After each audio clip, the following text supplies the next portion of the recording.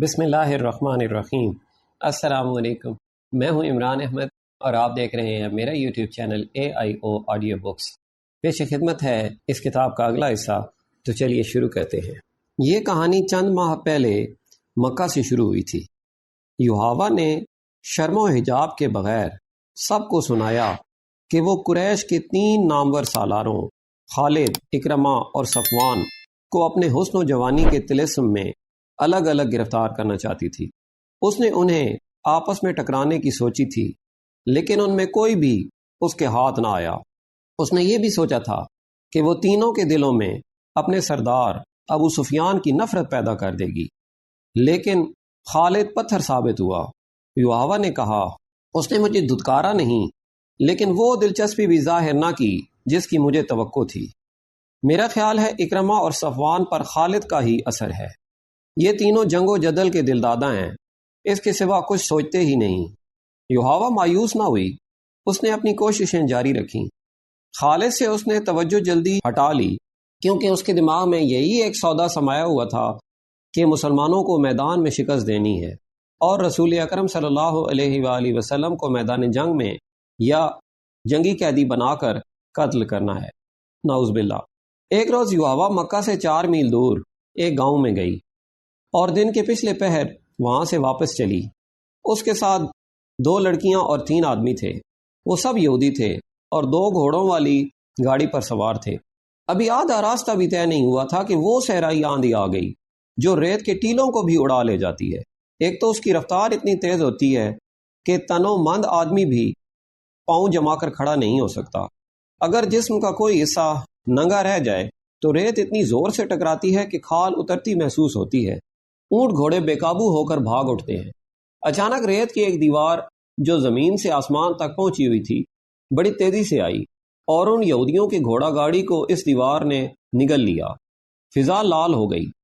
ریت کے تھپیڑے اتنی زور سے پڑنے لگے جیسے بحری طوفان میں موجیں اٹھ اٹھ کر کشتی میں پڑتی اور کشتی کو پٹکتی ہیں۔ ٹیلے جڑوں سے اکھڑنے لگے۔ صحرائی آندھی میں رک کر کھڑے ہو جانا بہت ہی خطرناک ہوتا ہے۔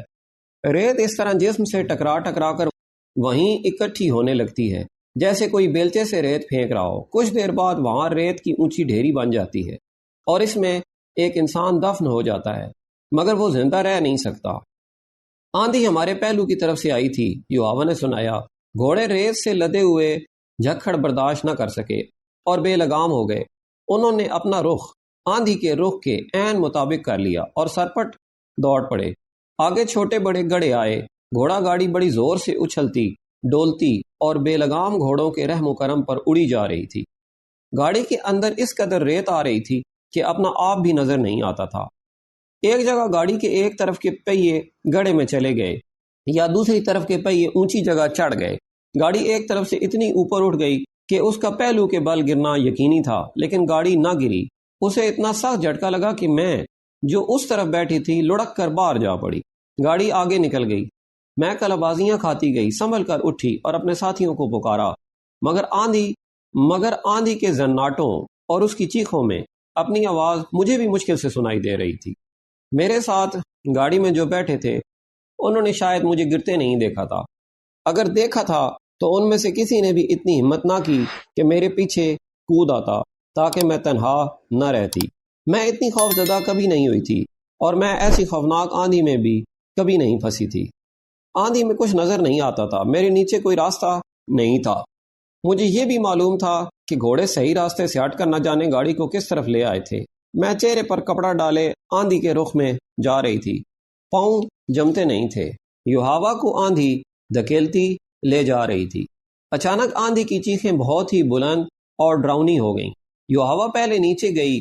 وہ گھاٹی تھی جو وہ آندھی کے زور پر اتر گئی، پھر وہ ایک دیوار سے ٹکرائی۔ یہ ریتلی مٹی کی دیوار تھی۔ یوحوا اس پر ہاتھ رکھ کر آگے چلتی گئی۔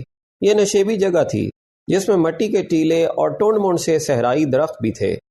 یہاں آندھی کی چیخیں ایسے ہو گئی تھیں جیسے بہت سی عورتیں چیخ چلا رہی ہوں۔ بعض چیخیں آندھی کی لگتی ہی نہیں تھیں، یہ انسانوں کی بھی نہیں لگتی تھیں، یہ چڑیلوں یا درندوں کی معلوم ہوتی تھیں۔ یہ یہودی حسینہ جو اپنے آپ کو نڈر اور دلیر سمجھتی تھی خوف سے رو پڑی۔ وہ جانتی تھی کہ آندھی تھم جائے گی لیکن وہ یہ بھی جانتی تھی کہ کسی کے ہاتھ چڑھ گئی تو وہ اسے اس کے گھر نہیں اپنے گھر لے جائے گا، اور یہ بھی ہو سکتا ہے کہ کوئی اسے خراب کر کے قتل کر جائے۔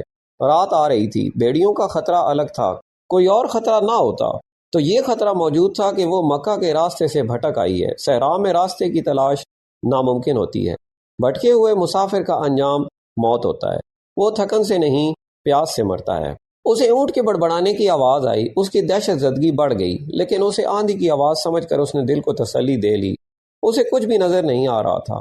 وہ مٹی کی دیوار پر ہاتھ رکھ رکھ کر جا رہی تھی۔ یہ دیوار بہت بڑا ٹیلا تھا جو آگے جا کر گھوم گیا۔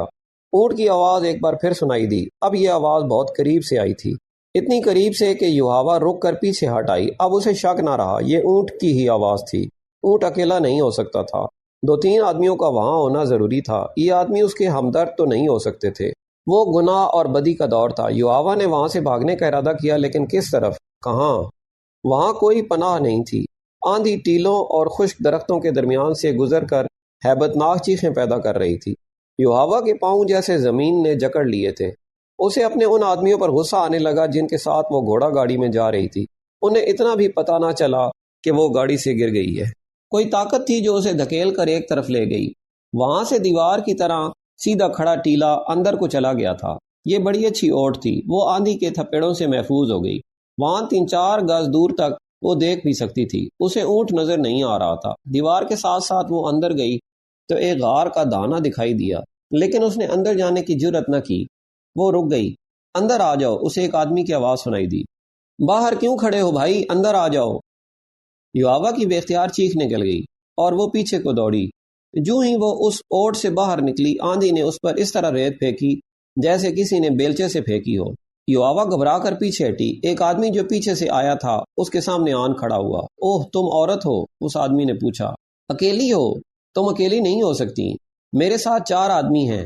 یوحوا نے اپنا چہرہ اوڑھنی میں چھپا کر کہا۔ ان کے پاس گھوڑے ہیں، ان کے پاس تلواریں اور برچیاں ہیں۔ کہاں ہیں وہ؟ اس آدمی نے کہا۔ تم ان سے الگ ہو کر ادھر کیوں آئی تھیں؟ انہیں ادھر لے آؤ، بڑا اچھا غار ہے، ہم سب آسانی سے اس میں بیٹھ سکیں گے۔ یوحوا وہاں سے نہ ہلی۔ اس آدمی نے اسے 3 بار کہا کہ وہ ان آدمیوں کو ساتھ لے آئے، لیکن یوحوا کی زبان بند ہو گئی۔ اس آدمی نے جھپٹا مار کر یوحوا کی اوڑھنی کھینچ لی۔ تم اس یہودی کی بیٹی نہیں ہو؟ اس آدمی نے پوچھا اور یوحوا کے باپ کا نام لے کر بولا، تم اکیلی ہو؟ ہاں میں اکیلی ہوں، یوحوا نے روتی ہوئی آواز میں کہا۔ مجھ پر رحم کرو۔ یوحوا نے اسے بتا دیا کہ یہاں کس طرح پہنچی ہے۔ میرے ساتھ آؤ، اس آدمی نے کہا، اور یوحوا کا بازو پکڑ کر اسے اپنے ساتھ لے چلا۔ ذرا رکو، یوحوا نے کہا، تم کتنے آدمی ہو؟ کیا تم مجھ پر رحم نہیں کرو گے؟ تم قبیلہ قریش کے آدمی ہو شاید۔ میں اکیلا ہوں، آدمی نے کہا، اور میرا قبیلہ قریش ہی ہے۔ میں تم پر رحم ہی کر رہا ہوں، میں نے تمہیں مکہ میں اکثر دیکھا ہے۔ یوحوا نے کہا، تمہارے نام سے میں واقف نہیں، میں جرید بن مسیب ہوں۔ میرے ساتھ آؤ، پھر تم مجھے گھر تک پہنچا دو گے؟ یوحوا نے پوچھا۔ میں تمہیں ناراض نہیں کروں گی۔ اونٹ جس کی آوازیں یوحوا نے سنی تھیں وہ جرید بن مسیب کا تھا جو باہر کہیں کھڑا تھا۔ جرید یوحوا کو غار میں لے گیا۔ جرید دراز کا گٹھے ہوئے جسم کا اور دلکش چہرے مورے والا آدمی تھا۔ اس نے غار میں لے جا کر یوحوا کو پانی پلایا اور ایک تھیلی اس کے آگے رکھ دی جس میں کھجوریں تھیں۔ خاموشی سے بیٹھی رہو، جرید نے کہا، آندھی کا زور ٹوٹ رہا ہے، میں تمہیں گھر پہنچا دوں گا۔ ذرا خاموش رہ کر اس نے یوحوا سے پوچھا، تم نے یہ کیوں کہا تھا کہ میں تمہیں ناراض نہیں کروں گی؟ تم مجھے گھر پہنچانے کا معاوضہ لو گے؟ یوحوا نے کہا، میں اور کیا معاوضہ دے سکتی ہوں؟ میں کوئی معاوضہ نہیں لوں گا، جرید نے کہا، میں ان میں سے نہیں ہوں۔ اگر میں نے تمہیں کسی سے لڑ کر چھینا ہوتا تو تم میرا انعام ہوتی، مگر تم نے مجھ سے رحم مانگا ہے، رحم کرنے کا معاوضہ کون لیتا ہے؟ یوحوا اس کے منہ کی طرف دیکھتی رہی۔ جرید بن مسیب لیٹ گیا۔ یوحوا نے اس کے ساتھ کچھ باتیں کی۔ تھوڑی دیر بعد اسے یقین ہو گیا کہ جرید کی نیت میں خرابی نہیں، وہ تو اس کے ساتھ کھل کر بات بھی نہیں کرتا تھا۔ یوحوا پریشان ہو گئی۔ جرید، یوحوا نے پوچھا، کیا میں خوبصورت نہیں؟ کیا تم مجھے پسند نہیں کرتے؟ جرید نے کہا لگایا مگر بولا کچھ بھی نہیں۔ تم کیوں ہنسے ہو؟ یوحوا نے پوچھا۔ میں تمہاری ہنسی سے ڈر گئی ہوں۔ خدا کی قسم تم بہت خوبصورت ہو، جرید نے کہا، تم میری پسند کی لڑکی ہو، لیکن جس طرح اور جس جگہ تم مجھے ملی ہو یہ مجھے پسند نہیں۔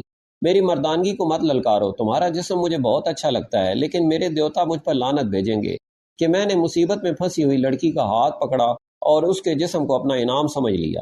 جرید پھر خاموش ہو گیا۔ یوحوا کے دل سے خوف نکلتا چلا گیا اور جرید اسے بڑا ہی خوبصورت نظر آنے لگا۔ اب تک کے لیے اتنا ہی، ملتے ہیں اگلی ویڈیو میں، اپنا خیال رکھیں اور ہمارے اس چینل کا بھی۔ اللہ حافظ۔